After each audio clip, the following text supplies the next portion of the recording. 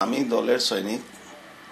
আমাকে যেদিন থেকে দল বারণ করেছে, বিশেষ করে আমার রাজ্য সভাপতি, রাজ্যসভা সাংসদ সুব্রত বক্সি মহাশয় আমাকে বারণ করেছেন। এই ইস্যুতে কে কি বলছে ডোন্ট কেয়ার, আমার তাতে কিচ্ছু যায় আসে না। দলের সৈনিক হিসাবে আমি কোনো এদের প্রশ্নের উত্তর দেব না। ফাইলের কথা বলুক, যেটা বলুক, এর উত্তর দল দেবে। দল তো অত কমজোর না কি এদের কথায় এরা বলে যাবে দলের উত্তর দেবে না। দল সঠিক সময় দল উত্তর দেবে। মুখ্যমন্ত্রীর কড়া বার্তা সুব্রত বক্সি তিনিও চাইছেন মেটাতে, কিন্তু শ্যাম অর্জুন যে সংঘাত, যুদ্ধবিরতিতে যেতে রাজি নন সোমনাথ। এবং আপনাদেরকে জানিয়ে রাখি, সুবোধ জগদ্দলের সভা থেকে ফের ব্যারাকপুরের সাংসদকে ফাইল হুঁশিয়ারি দিলেন তৃণমূল বিধায়ক। আমার কাছে হলুদ ফাইল আছে, একেবারে ফাইল দেখিয়ে এইভাবেই হুঁশিয়ারি দেন তৃণমূল বিধায়ক, জগদ্দলের তৃণমূল বিধায়ক। দলে থেকে দলকে শেষ করার চক্রান্ত চলছে। জগদ্দলের সভা থেকে নাম না করে অর্জুন সিংকে নিশানা সোমনাথ শ্যামের। ব্যারাকপুরের সাংসদকে কটাক্ষ করে মন্তব্য বীজপুরের তৃণমূল বিধায়ক সুবোধ অধিকারীরও। যারা আজকে বলছে মমতা বন্দ্যোপাধ্যায় ছাড়া বাকি যা নেতা আছে তারা হ্যাগারে, তারা কিন্তু সেই সময়টা মনে রাখেনি যে বাংলার বুকে একটাই নেত্রী, সেটা হচ্ছে মমতা বন্দ্যোপাধ্যায়। তারা ভুলে গেছিল সেই সময়। যদি সেই সময় মনে রাখতো, যে 2021-এ যদি তারা মনে রাখতো, যদি 2019-এ তারা মনে রাখতো যে মমতা বন্দ্যোপাধ্যায় ছাড়া আর কোনো বিকল্প নেই বাংলার উন্নয়নের কাজে, তাহলে তারা কিন্তু এই দল ছেড়ে ওই সাম্প্রদায়িক দলে গিয়ে যোগ দিত না, আর এই তৃণমূল কংগ্রেসের আমার সৈনিকদের খুন করতো না। তারাই কিন্তু করেছে। তারা আবার নিজের স্বার্থে নিজের দরকারে ফিরে এসেছে। তাহলে ভাই, সেই দিনকে তুমি একনিষ্ঠ কর্মী থাকলে তৃণমূল কংগ্রেসকেই কেন হত্যা করছিলে?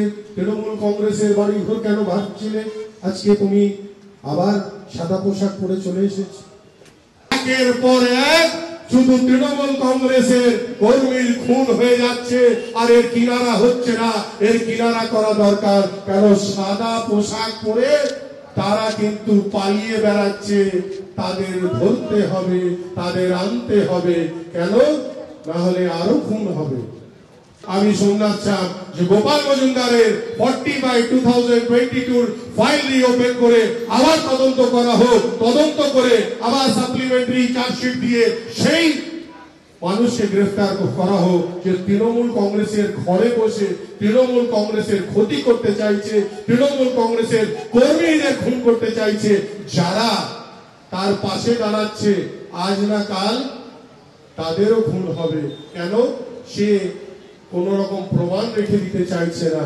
প্রমাণ কিন্তু আছে। আবার আপনাদের জানাই, হলুদ ফাইলে সেই প্রমাণও বার করেছি। 40/2022 এর পুরো তথ্য আমার কাছে আছে। পুলিশ কমিশনারকে দেব, আবার নেত্রী মমতা বন্দ্যোপাধ্যায়কে দেব, আর আমাদের সেনাপতি যিনি আমাদের পথ দেখিয়ে চালাচ্ছেন, যিনি উন্নয়নের পথ দেখাচ্ছেন, সেই অভিষেক বন্দ্যোপাধ্যায়ের হাতে এই হলুদ ফাইল তুলে দিয়ে বলবো, তৃণমূল কংগ্রেসের শুধু কর্মীর খুন হচ্ছে কেন? কেন অন্য কোন দলের হচ্ছে না? তাহলে এই ঘর শত্রু বিভীষণকে তাকে চিহ্নিত করে দেখতে হবে। দলের মধ্যেই আছে তারা, তাদের চিহ্নিত করতে হবে। আমি কোনো ব্যক্তির নাম বলছি না। মহাভারতে অর্জুন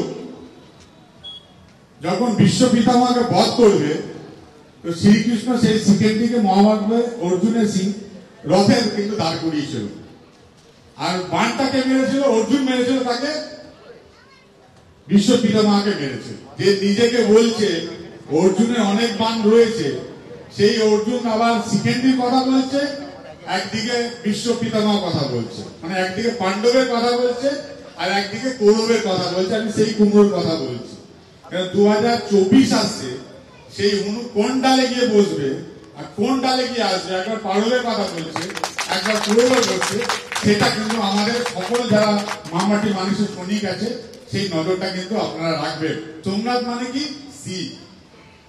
তাহলে শিবকে কি বাঘ মারা যায় না শিবের মাথায় জল ঢালা যায়? তো তাকে শিবের মাথায় জল ঢালতে হবে আগামী দিনে, এটা কিন্তু মনে রাখুন। সোমনাথ সুবোধ জোড়া আক্রমণে অর্জুন সিংয়ের প্রতিক্রিয়া, আমি দলের সৈনিক, যা বলার দল বলবে। আমি দলের সৈনিক, আমাকে যেদিন থেকে দল বারণ করেছে, বিশেষ করে আমার রাজ্য সভাপতি, রাজ্যসভা সাংসদ সুব্রত বক্সি মহাশয় আমাকে বারণ করেছেন। এই ইস্যুতে কে কি বলছে ডোন্ট কেয়ার, আমার তাতে কিচ্ছু যায় আসে না। দলের সৈনিক হিসাবে আমি কোনো এদের প্রশ্নের উত্তর দেব না। ফাইলের কথা বলুক, যেটা বলুক, এর উত্তর দল দেবে। দল তো অত কমজোর না কি এদের কথায় এরা বলে যাবে দলের উত্তর দেবে না। দল সঠিক সময়ে দল উত্তর দেবে।